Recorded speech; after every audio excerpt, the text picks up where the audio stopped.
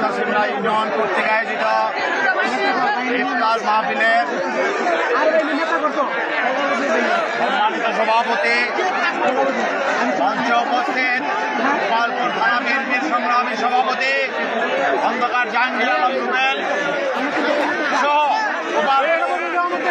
থানা বিএনপি এবং শহর বিএনপির সকল নেতৃবৃন্দকে আমি সংগ্রামী শুভেচ্ছা জানিয়ে কথা বলে আমি কথা শেষ করব। আজকে আসলে মাইকের দরকার ছিল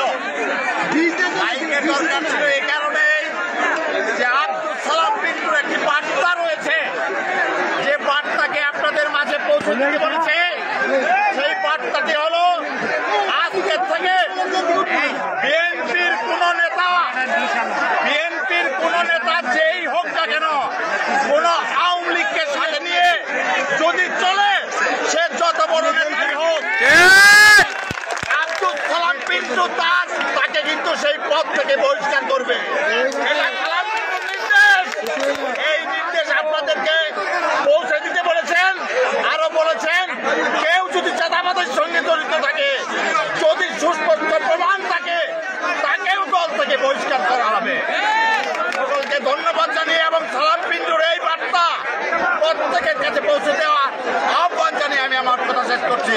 আসসালামু আলাইকুম, ধন্যবাদ, খুদা হাফেজ।